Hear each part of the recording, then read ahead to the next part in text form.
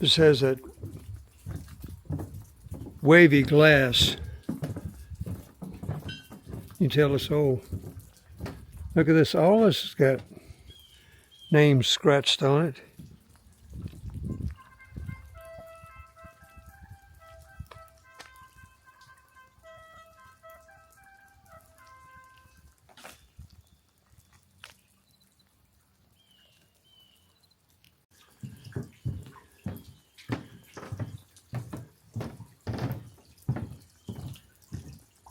Let's see what we have here.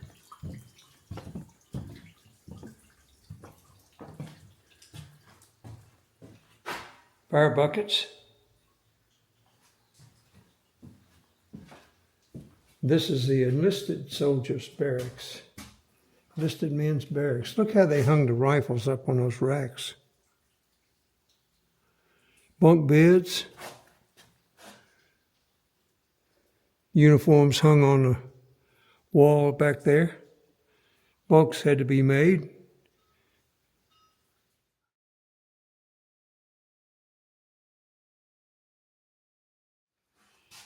This is the infantry barracks.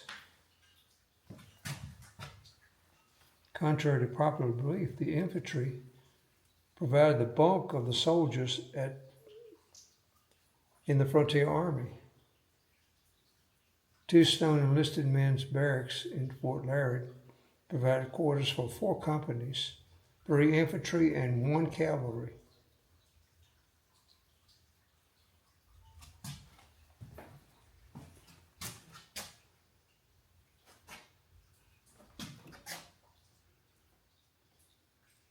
I guess this was one of the senior captains, not captains, but enlisted men.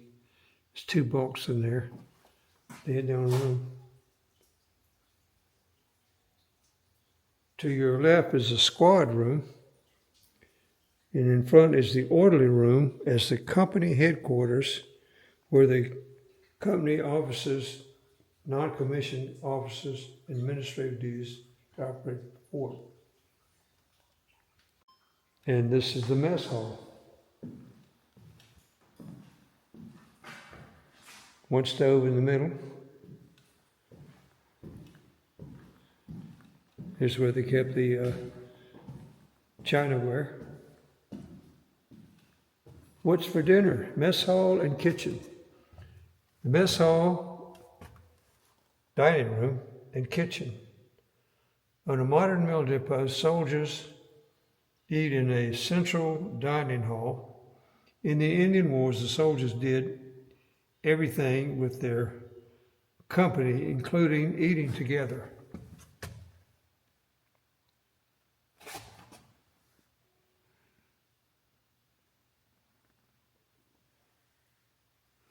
The cook's creed: cleanliness is next to godliness.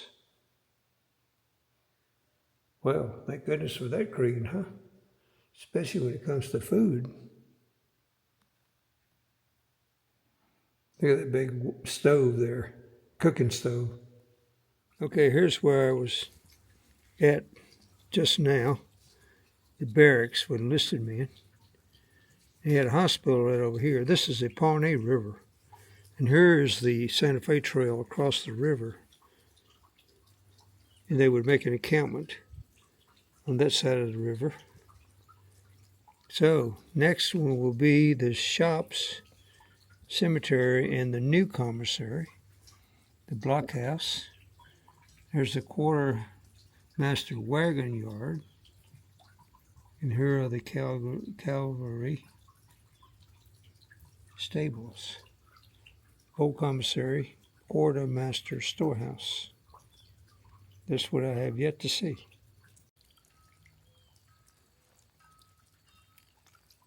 Parade grounds and training.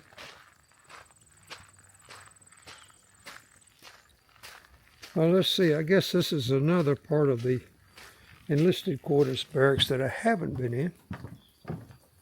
So let's check it out.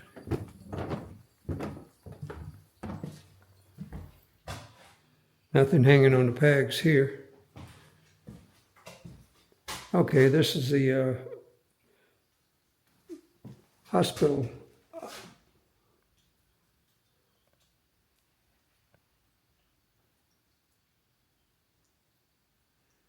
This is the surgeon's office and pharmacy.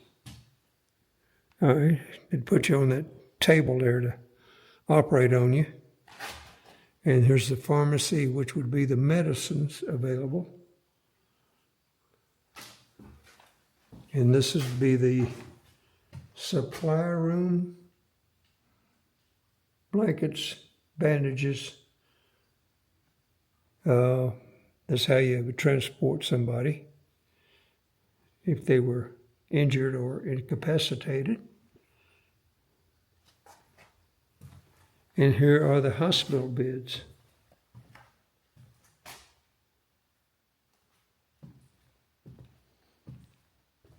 Sick quarters. They have a rather spacious beds, don't they? And let's look in here from this perspective. A cure for what ails you. This is a hospital ward here.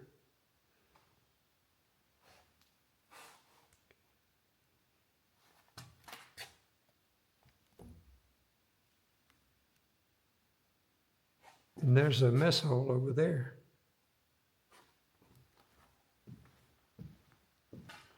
And I see a rocking chair. Look how long these pipes are. They were in the center part of the room and they go to a chimney right here in the wall.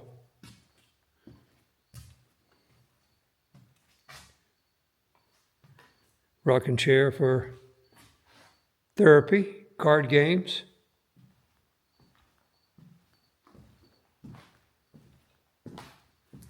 When you have to go, the earth closet, there it is, the loo. And this is how you bathe. You sit in that little tub right there.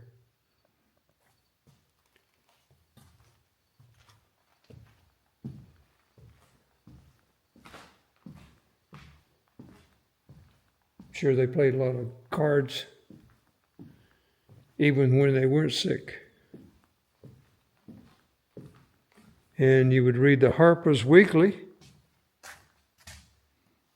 They had always had these really neat drawings.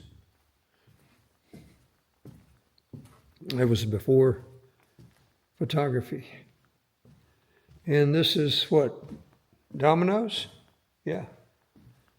Dominoes. They would have a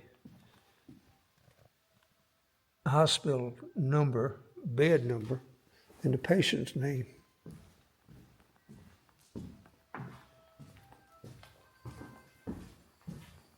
There goes that bugle again.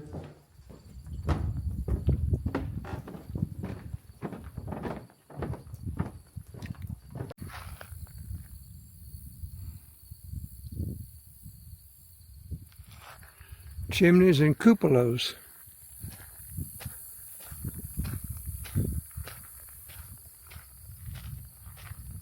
There's hardly any people here. Visitors, that is.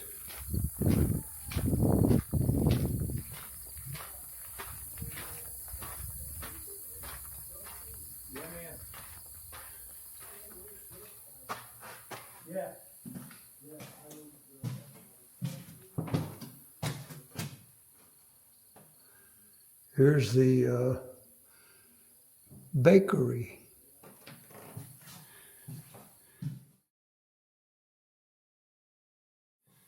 And look at those long paddles where they put it in this oven right here. That's a huge oven. Here's a table for kneading dough, making bread, whatever. I guess this is bed break. Look at that long hoe. Look how long the handle is. It's the commissary. And I guess this is where the commissary chef, the cook, slept.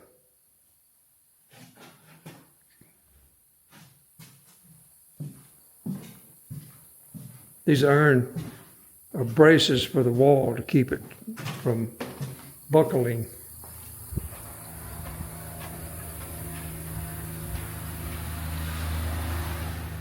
Carpentry, saddlery, wheelwright shop. If it's broke, we'll fix it. This is a carpentry shop. Look at that oxen yoke up there. Planer right here.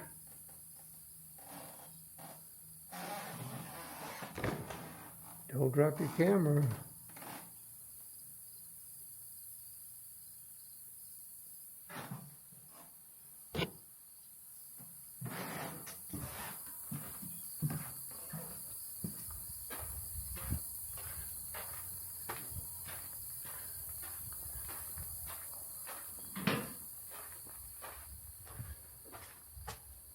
Hello. Hello, how you doing? I'm doing fine, and yourself? Oh, can't complain. Are you staying busy? Oh, now the rain stopped.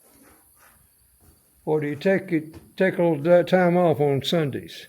No, there's no time off. First time here? Yes, sir. Well, welcome to Fort Larned. You're in the original blacksmith shop that was used here. Uh-huh. And today it's one of our areas that's original inside and out. The walls, rafters, some of the undersheeting on the roof is still original. The forge here behind me was built in 1867 with the building. The top set of bellows and the rack between the two forges were used here. We just don't have a documented time on their use, but we know they were here. The forge in the corner has been rebuilt. For some reason, during the farm period, that forge was taken out, but it's been rebuilt on the foundations of the second forge built somewhere between 1868 and 1869. And the blacksmiths were civilians. They were hired through the quartermaster department. They were blacksmiths by occupation. So where they were skilled professionals, they were expected to be able to handle any job first day. And they were responsible for repairing and making all items ordered by the quartermaster each morning. And they earned on the average between $70 to $80 a month. About the same pay as a second lieutenant. So these are civilians? Yeah. Soldiers, if they had experience, they would still have their normal military duties to perform. Mm-hmm. So they can only work limited time, but the civilians were skilled. It was their occupation, and they put in 12 to 18-hour days depending on the workload. Wow. Did they have families with them? We really don't know. The Army didn't keep very good records on civilians. We know how many were here, but no names or where they come from. Yeah. With one exception, William H. Mackey, whose picture is there on the window, he was a blacksmith here in April in 1865 and left in October 1865. And he left his family back where he had his home just outside of Leavenworth. Uh-huh. And then when he was done in October, he went back. And what was their primary, the most common thing they did? Work on the wagon wheels? Yeah, wagon repair was the main job, but the quartermaster was in charge of all the equipment used by the Army, also maintenance and upkeep on the building. So it could be anything from a gate hook to hinge to wagon. Yes. And the wagon repair was the main job done. Uh-huh. And how many men would they have working in here? Well, after 1869, when that forge was completed, you'd had two main blacksmiths, one on each forge. and then anywhere from 3 to 4 workers assisting each one. So Mm-hmm. anywhere from 6 to 8 workers in Yeah. there. And the workers generally were enlisted men pulled from the ranks and paid extra duty pay. So Uh-huh. it wasn't ever a problem getting help over here.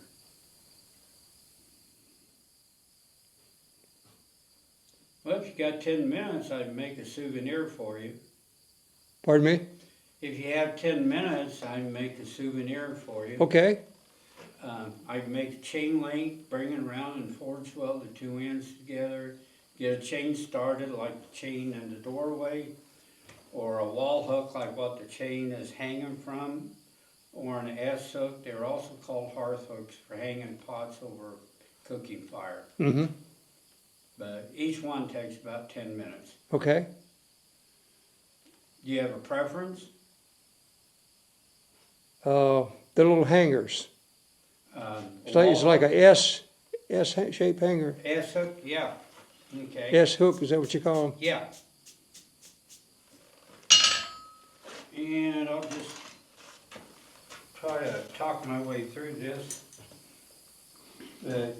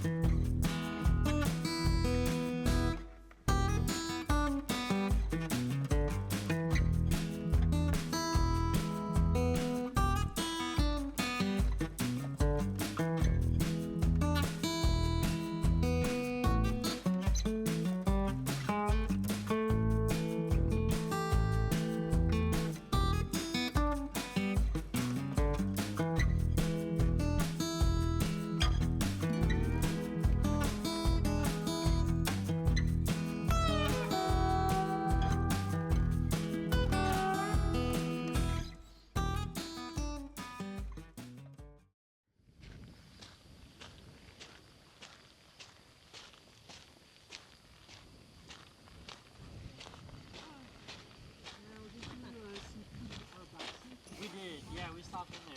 Yeah, he was great. Awesome.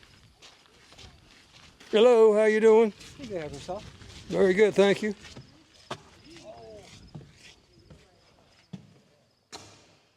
Supplies and education. The commissary school, post school. You can't keep troops long in an area without a way to feed and supply them. The first sandstone buildings completed at Fort Larned after the blockhouse were warehouses to store food, ammunition, and supplies.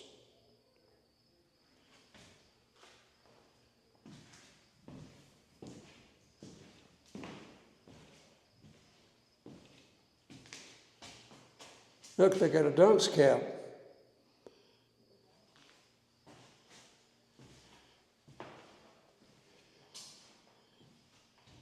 So this really was a school with 100 plus soldiers and 100 civilians. Fort Larned was a bustling place. What sounds do you hear here today? The bugle, the blacksmith tools. Hello from Western Australia. Well, some Aussies had been here. A portion of the new commissary storehouse was converted into a post school in October 1871. Classes were held for children of officers and enlisted men during the day and available for enlisted men themselves in the evening. The post library provided soldiers of Fort Larned with an educational type of entertainment. Works of popular Victorian writers such as Charles Dickens, Sir Walter Scott, as well as the works of William Shakespeare, were available for reading by the troops. And that's the library book. It's right there in that case. Well, they had a little bit of everything. Look at all these hooks. Guess they'd hang their hats and coats and whatnot on that.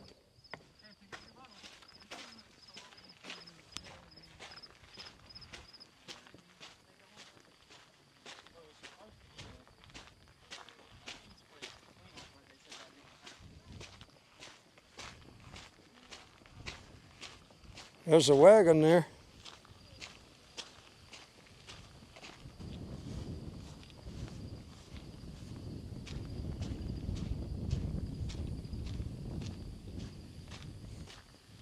And is this some kind of guardhouse right here?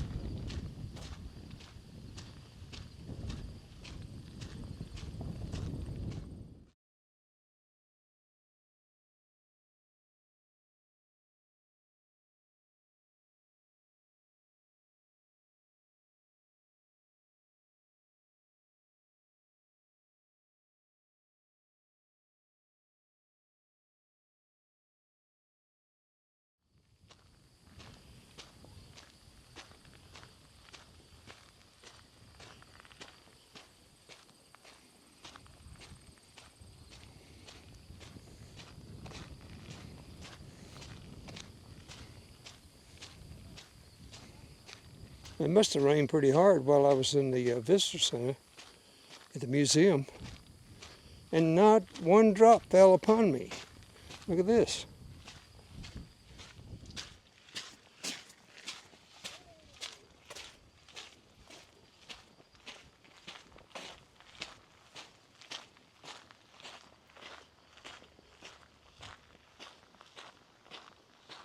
"1866. Looks like a ship's mast, doesn't it? Okay, what do we have here?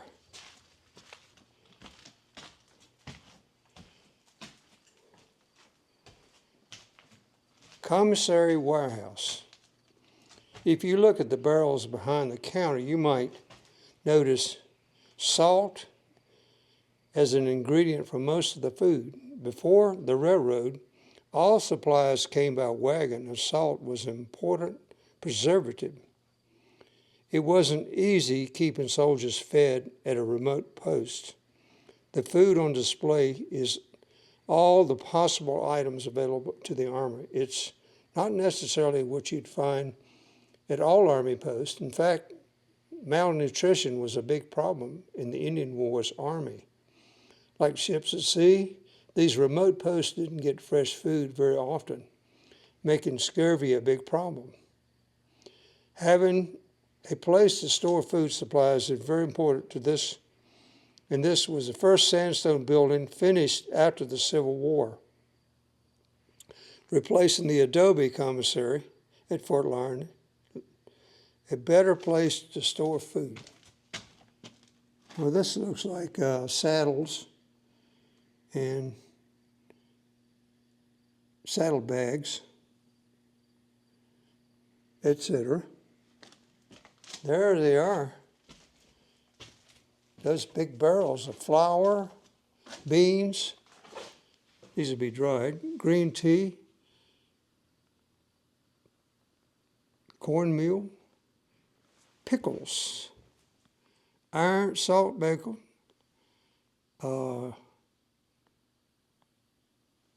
salt pork, salted, can't tell what that is, salted cod. Everything was salted, huh? There's some hams hanging up there. And what's in those square boxes over there? One of them says tomatoes. Tin cans. Where's the whiskey? Is this it? No, this is molasses. That was their sweet treat, molasses. It didn't need to be refrigerated. It would last a long time. There's coffee.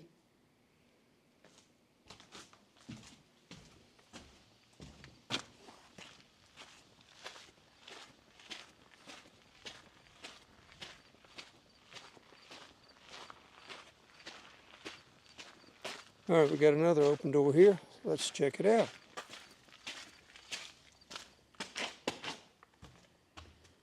Caissons, look at this. Howards and the caissons to pull them with. extra wagon wheels, rounds of ammunition. Notice they got locks on them.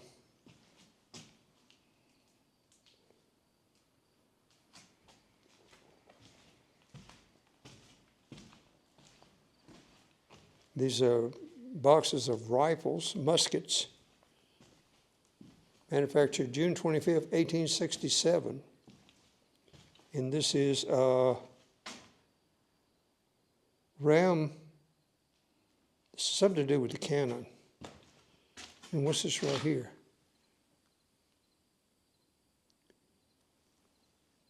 You can make that out. Notice they have these vents. I guess that's to keep explosive powder or anything. Percussion caps. And what's in this? Gunpowder in little barrels.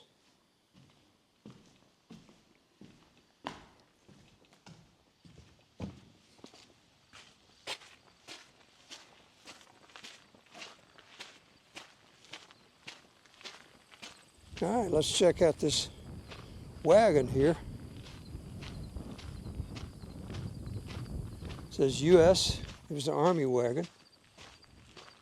Got seat with springs on it. And it's not very big, is it? But they would have these things loaded to the max.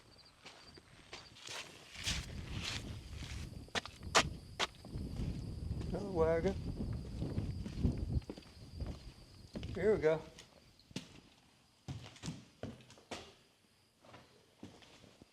Paperwork, please.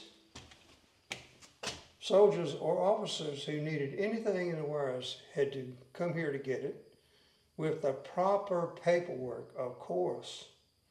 The supplies in the warehouse represented money paid by the Army, making the quartermaster officer personally responsible for tracking everything that came in and went out.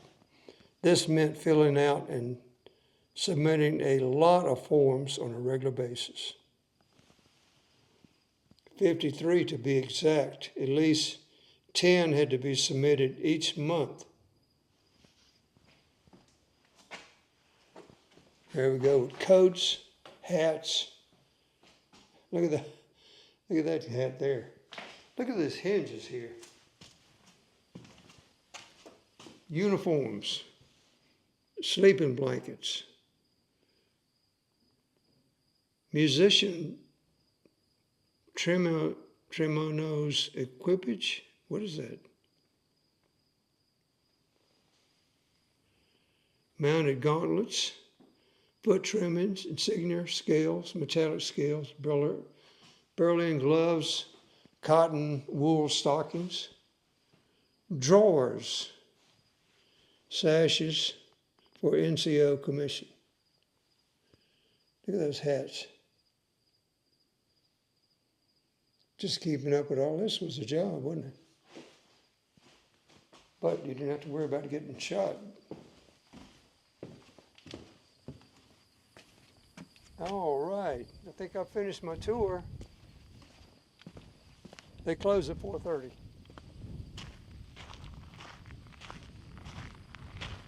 Well, this has been very interesting and educational.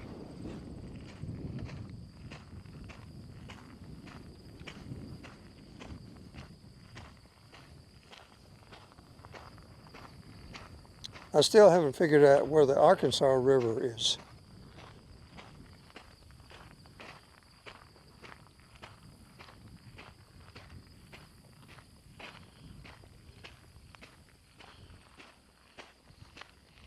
I'll go up here on the porch and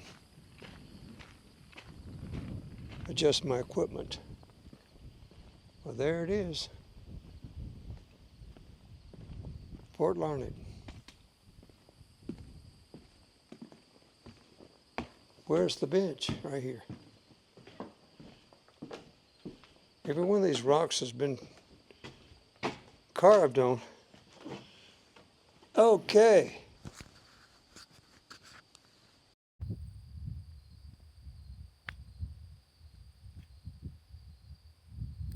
This is a bridge over the Pawnee River. Here's the fort. And the wagon trains would camp and set up camp on this side of the river.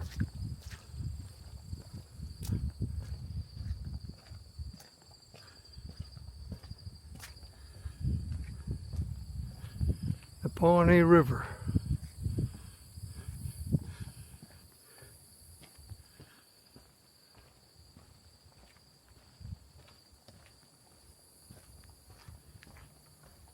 House for the county, and this is downtown.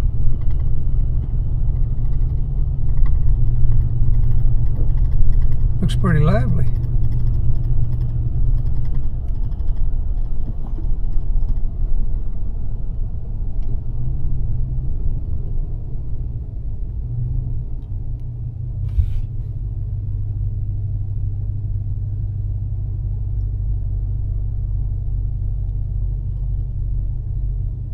Masonic Temple.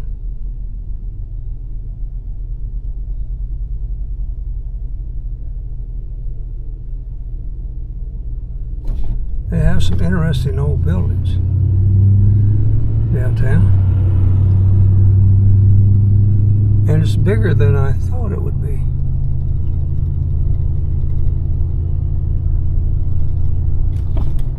And look at this. This is a New Orleans style balcony.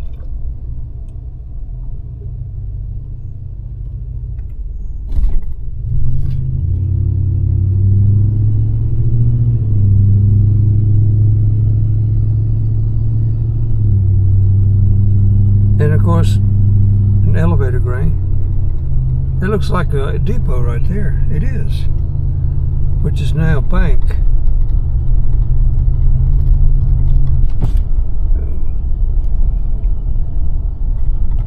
Big grain elevators. Must be a power plant right here. And the Atchison, Topeka, and Santa Fe Railroad, I'm sure. It's right there.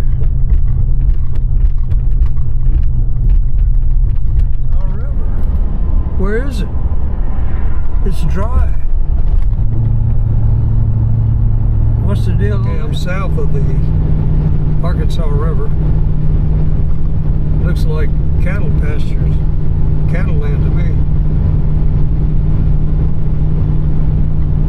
We're going to Greensburg. This is where I'm camping tonight. It's right on the lake, Kiowa Lake. Right over there.